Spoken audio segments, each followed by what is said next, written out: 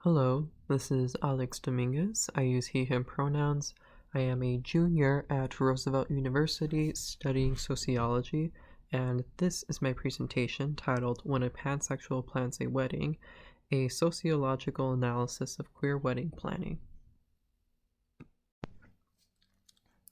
The research objectives are the following. It is to further our understanding of pansexuality, to answer what wedding resources are available for LGBTQ plus individuals, and are there unique traditions associated with LGBTQ weddings? For the methods, I use a content analysis and a literature review. In the content analysis, I gauge the practicality of resources found on popular media, and I inquire resources from businesses. In the literature review, I try to ask what past research is available on pansexuality and LGBTQ wedding planning, and is there existing literature on LGBTQ plus wedding planning. What is pansexuality? Pansexuality is the attraction to more than one gender. The term had emerged in the early 2000s. Due to the lack of scholarship within pansexuality and the scarce portion of those who identify as pansexual, its legitimacy is often questioned. Most of the information we find about pansexuality come from online resources. And to the right of the slide is the pansexual flag. Here are a few famous pansexuals. There is Janelle Monáe, who is an American singer, songwriter, and actress. There is Mary Edna Gonzalez, a Texas House representative, and Brendan Urie, who is an American singer, songwriter, and musician. Here I discuss the difference between pansexuality and bisexuality and a bisexual stigma. Sociologists like Jeffrey Weeks state that sexuality is a social construct and is heavily regulated by societies. Orientations are based off of the perceptions of our own reality. Every individual can have a different interpretation of an orientation. However, some interpretations negatively affect others. Some suggest that pansexuality is a more inclusive sexual orientation. The American Psychological Association defines pansexuality as being similar to bisexuality, but more inclusive of trans people. However, to imply that pansexuality is more inclusive than bisexuality is a false claim, and it stigmatizes bisexuals. To propose that one orientation is more inclusive than another only creates confusion and divide within the queer community. In these upcoming slides, I will be talking about my content analysis. In this section, I investigated popular media. The platforms I investigated were Facebook, Instagram, Pinterest, and YouTube. The terms used when searching were gay wedding, lesbian wedding, LGBTQ wedding, and queer wedding. I investigated the following. Is the content practical? What resources can be found? Are the images portraying the same theme? Here are the results from investigating popular media. The post I found contained videos and images of brides, grooms, wedding cakes, wedding gowns, and rings. There were some downfalls in that I found memes and ads that were unrelated to the subject. A lot of the posts that I found were promoting LGBTQ-owned businesses or businesses that were in support of LGBTQ people. I did find something interesting, and that was a YouTube video from an episode of Say Yes to the Dress that were displaying support for LGBTQ couples that they were serving in these episodes. In the question, are the images portraying the same theme?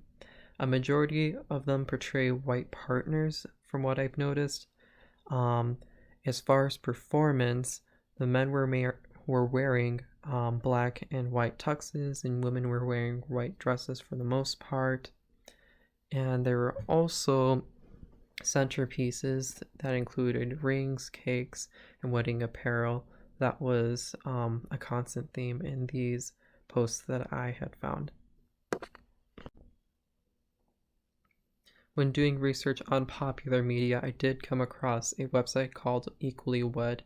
It is the world's leading wedding and honeymoon magazine and digital resource for couples. In this section, I am investigating goods and services. So I inquired goods and services from Target and Walmart. I did this at my home suburb, and I also did this in the city of Chicago. I looked at wedding cards, how to do a registry, and other items associated with weddings. Here are the results for the goods and services. I found no wedding goods representing LGBTQ plus couples at the suburb location. There were only a few wedding cards and planners I found in the city location. These goods did exist, but a majority were found online. As far as the registries go, I was able to complete a registry on both of these locations, but this had to be done online. Here are a few cards I did manage to get online. The one on the very left has a same-sex couple, the one in the middle is just a wedding cake, and the one on the right is main squeeze, which has 2 lobsters on the top. This can be quite ambiguous. You can't really tell if these lobsters are male or female, so almost any partnership can use this card. But from this research that I did on these cards and other goods, I noticed that there really weren't that many goods that were dedicated to same-sex partnerships, but a majority of these I did have to find online, and even when I did do this online, there really weren't as many cards that one could use. When I was looking at these goods and services and in popular media portions, I did come up with this theme of commercialism, and it made me raise this question of, are businesses are more concerned in profit than the mission or the product? And this is something that I wasn't able to answer in this research, but I do hope to do this in the future. For the literature review, I looked into scholarly and unscholarly material, that being peer-reviewed journals, academic articles, and even wedding planners and wedding guides that could hopefully assist me in this. For the scholarly material, I had 2 articles that I thought would be most useful for this research, and in one of them by Brooks, a quote that really struck me was this following one.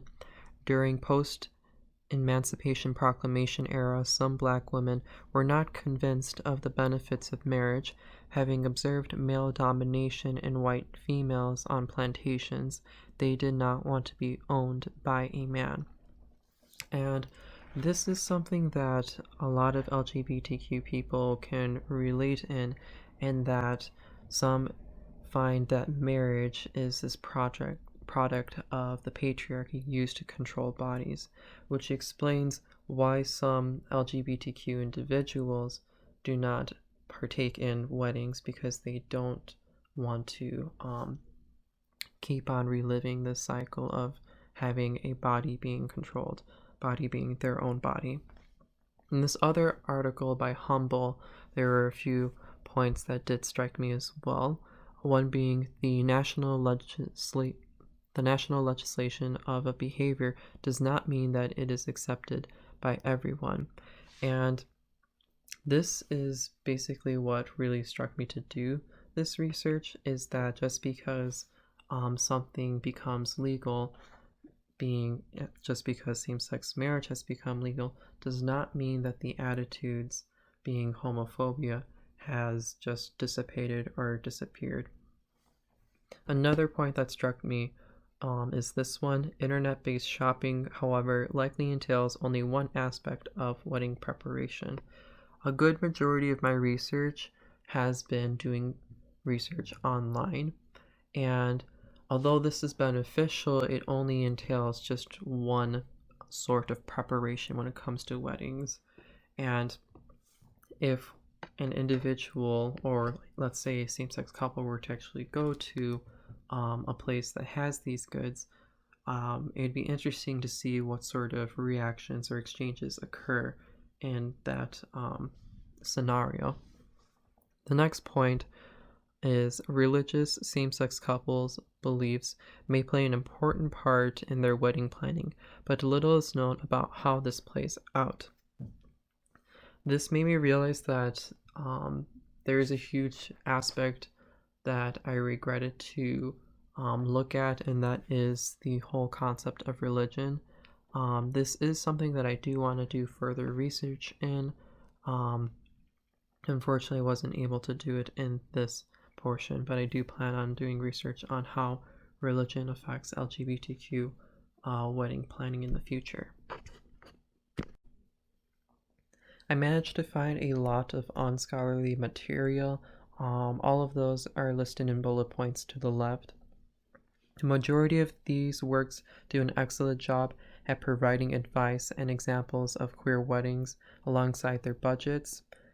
For example, the Knot Ultimate Wedding Planner and Organizer is primarily focused more towards heterosexual couples, but its format seems useful.